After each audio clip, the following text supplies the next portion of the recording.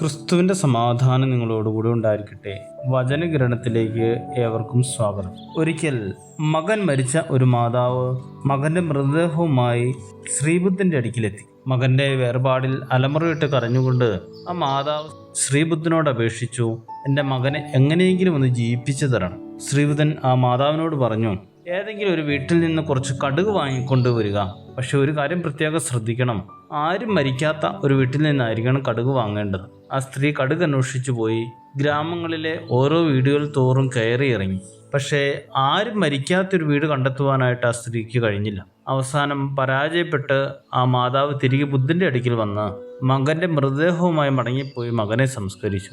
ആരും മരിക്കാതിരിക്കുക എന്നുള്ളത് പ്രയാസകരമാണെന്നും ജീവിതത്തിൽ എല്ലാവരും ഒരു നാൾ മരിക്കുമെന്നുള്ള വലിയ സത്യം ആ മാതാവിന് മനസ്സിലാക്കുവാനായിട്ട് സാധിച്ചു. പ്രിയമുള്ളവരെ, ജീവിതത്തിൽ മരണവും രോഗവും പരീക്ഷണവും ഒക്കെ കടന്നു വരുമ്പോൾ അതിൽ നിന്ന് ഭയപ്പെട്ട് പിന്നോട്ട് പോകുന്നവരാകാതെ അതിനെ അഭിമുഖീകരിക്കുക എന്നതാണ് പ്രധാനമായ കാര്യം. പഴയ നിയമത്തിലെ ഇയ്യോബിന്റെ പുസ്തകം നമ്മെ പറഞ്ഞു പഠിപ്പിക്കുന്നത് ജീവിതത്തിലെ ഏറ്റവും വലിയ പ്രതിസന്ധിയിലും തളർന്നു പോകാതെ ദൈവത്തിൽ ആശ്രയിച്ച് മുന്നോട്ട് പോവുക എന്നതാണ്. ഇയ്യോബിന്റെ ജീവിതത്തിലൂടെ ദൈവം പറഞ്ഞു പഠിപ്പിക്കുന്ന ഏറ്റവും വലിയ കാര്യം അത് തന്നെയാണ്. പ്രതിസന്ധികളെ തളർന്നു പോകാതിരിക്കുക.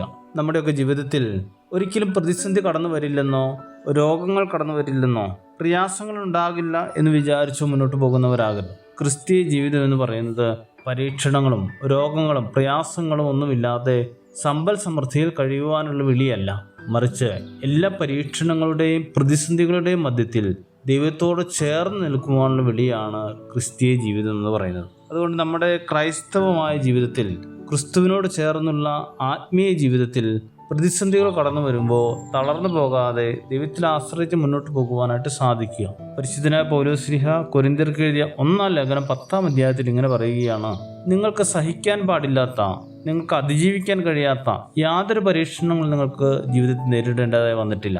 അതുകൊണ്ട് പരീക്ഷണങ്ങളെ കൂടെ നിൽക്കുന്ന ദൈവത്തിൽ ആശ്രയിച്ച് മുന്നോട്ട് പോവുക. നമ്മുടെയൊക്കെ ജീവിതം എന്ന് പറയുന്നത് ക്രിസ്തുവിൽ ആശ്രയിച്ച് മുന്നോട്ട് പോകുവാൻ സാധിക്കുന്നതായിരിക്കണം. പ്രതിസന്ധികളും കഷ്ടപ്പാടുകളും വേദനകളും ഒന്നും വരില്ലെന്ന് വിചാരിച്ച് ജീവിക്കേണ്ടവരല്ല, മറിച്ച് ഈ പ്രതിസന്ധികളുടെയും വേദനകളുടെയും മധ്യത്തിൽ തളർന്നു പോകാതിരിക്കുക, ക്രിസ്തുവിൽ ആശ്രയിക്കുക എന്നതാണ് പ്രധാനമായ കാര്യം. നമ്മുടെ ആശ്രയം ക്രിസ്തുവിലായിരിക്കട്ടെ. സമ്പൽ സമൃദ്ധിയോ ഐശ്വര്യമോ മാത്രം പ്രതീക്ഷിച്ച് ജീവിക്കുന്നവരാകാതെ പ്രതിസന്ധികളിൽ, രോഗങ്ങളിൽ, കഷ്ടപ്പാടുകളിലൊക്കെയും ദൈവത്തിൽ ആശ്രയിച്ച് മുന്നോട്ട് പോകുന്നവരാകത്തിരുവാൻ ദൈവം നിങ്ങളെ അവരെ സഹായിക്കട്ടെ. ശുഭദിനം നേരുന്നു.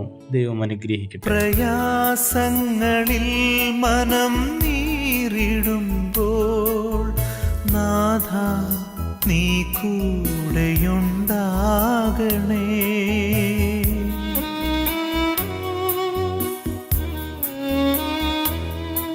പ്രയാസങ്ങളിൽ മനം നീറിടുമ്പോൾ നാഥ നീ കൂടെയുണ്ടാകണേ.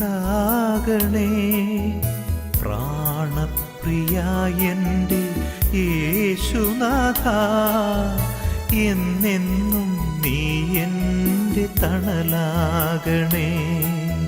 പ്രാണപ്രിയ എൻ്റെ യേശുനാഥ, എന്നെന്നും നീ എൻ്റെ തണലാകണേ.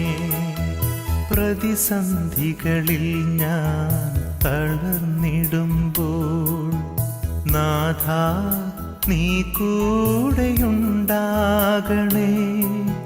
പ്രതിബന്ധങ്ങൾ എന്നെ തളച്ചിടുമ്പോൾ നാഥ നീ കൂടെയുണ്ടാകണേ.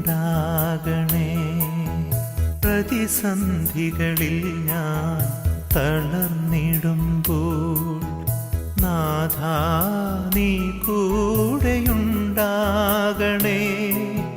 പ്രതിബന്ധങ്ങൾ എന്നെ തളച്ചിടുമ്പോൾ നാഥ നീ കൂടെയുണ്ടാകണേ.